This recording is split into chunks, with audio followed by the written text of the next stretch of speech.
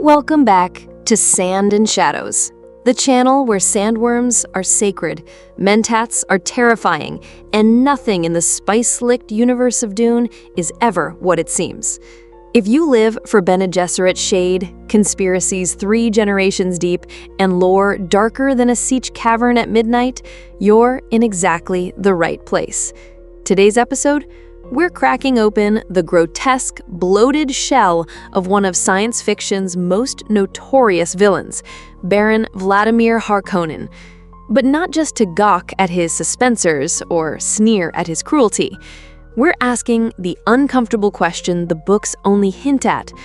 What really happened to his body? Why did he go from dashing and muscular to a floating mass of disease-ridden flesh? Was it gluttony? A natural illness?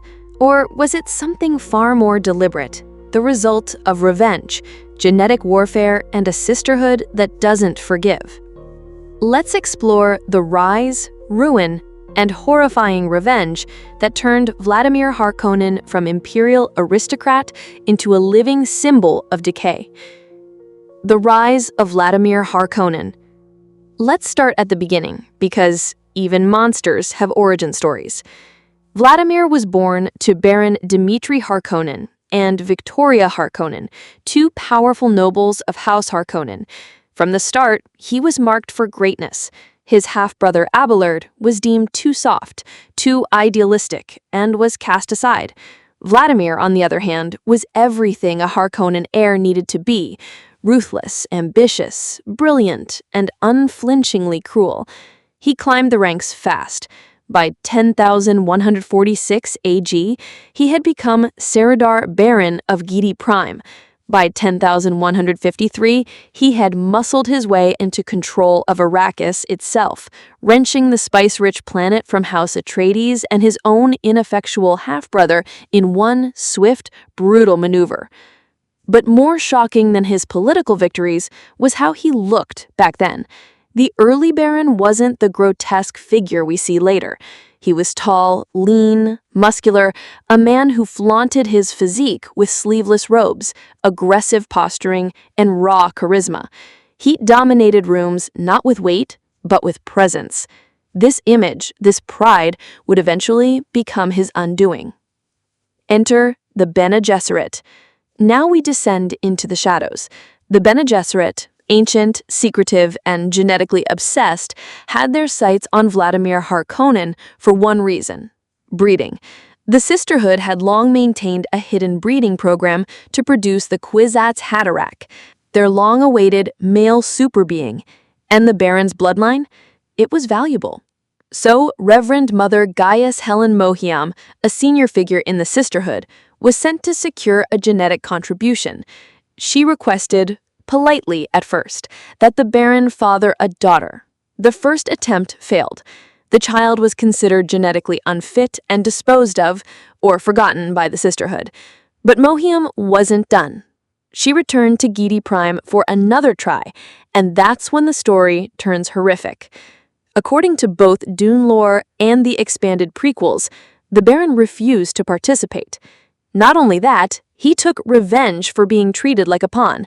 He ambushed Mohiam, disabled her with a neural scrambler, and raped her. The child of that violent act was Jessica, the same Jessica who would later betray the Bene Gesserit by bearing a son, Paul Atreides, instead of the daughter they demanded. But before Jessica was even born, Mohiam had already decided on a punishment, and it would make history. A disease like no other. Now, let's be clear. The Bene Gesserit don't waste resources on petty vendettas. They play the long game, across generations. But Mohiam wasn't just a sister. She was a Reverend Mother, and she had power, access, and above all, motivation. She infected the Baron with a rare, degenerative neurological disease. It wasn't a quick death sentence. Oh no, this was vengeance perfected. The disease she gave him was designed to dismantle him slowly. It ate away at his muscles, sabotaged his metabolism, and destroyed his physical coordination. His once proud physique ballooned into grotesque obesity. His limbs weakened. His internal systems failed. Within years, he needed mechanical suspensors to even stand, floating helplessly like a toxic balloon tethered to his own shame. He became a parody of the man he once was. And that was the point. This wasn't just punishment. This was psychological warfare. Mohiam didn't reach for a blade or a poison. She reached for something slower, something quieter, something crueler. She infected Vladimir Harkonnen with a genetically engineered neurological disease. Now, if this sounds like a sci-fi conspiracy theory, it's not. The Bene Gesserit have centuries of genetic manipulation expertise. They engineer traits across generations. They create and cull bloodlines like gardeners tending to lethal orchids. Designing a degenerative condition would be child's play for them. Mohiam gave Vladimir a disease that wouldn't kill him. Not quickly, that would be merciful. Instead, it ate away at his muscles. It collapsed his metabolism. It caused unrelenting, uncontrollable weight gain. His skin sagged, his organs strained. His very sense of self, so deeply tied to physical dominance, was pulled apart, cell by cell. Eventually, he couldn't even walk. He floated on suspensors, like a grotesque balloon of his former self. A powerful man reduced to a bitter caricature, suspended above the world he once dominated. And all of it, by design. Did Mohiam go rogue or follow orders? Now here's where things get even murkier. Official Dune canon holds that Mohiam was violated by Vladimir and later took her revenge. But deeper lore and expanded universe materials raise troubling questions. Was Mohiam on a routine breeding assignment, or was she being coerced by the sisterhood?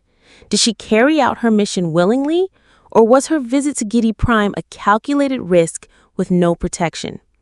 Was the rape her personal trauma, or did it also symbolize a failure of the sisterhood to shield one of its own? This leads to a chilling thought. Was Mohiam's revenge personal or institutional? If she acted with the sisterhood's blessing, then the disease wasn't just vengeance. It was a message, a public warning to the entire Imperium. Cross the Bene Gesserit, and we will unmake you, slowly, quietly, irrevocably. It was the perfect crime, the kind that couldn't be traced, the kind that took years to bloom, and most of all, the kind that left the target alive to suffer.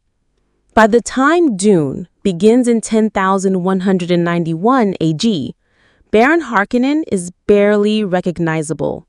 Yes, he's still cunning, still manipulative, still pulling strings, but his body has betrayed him. He lashes out with a cane. He floats above his sycophants like a decaying deity. He devours sweets compulsively, not from hunger, but from a disease-induced craving. His pride has curdled into paranoia, his vanity into viciousness. In one of the novel's lesser-known details, Dr. Yui, the very man who would later betray House Atreides, confirms the Baron's worst fear. This was no natural illness. The disease was inflicted. And he's right. In the end, everything Baron Harkonnen tried to build collapses. His brute nephew Rabban is overthrown and killed. His charismatic heir Feyd-Rautha fails to replace Paul as a messianic figure. His family legacy is reduced to infamy. And worst of all, he dies not in battle, not in glory, but at the hands of a child. Alia Atreides, born of Jessica, born of Mohiam's rape, kills the Baron with a gomjabar, the Bene Gesserit's signature poison needle, a symbolic weapon wielded by a symbolic granddaughter.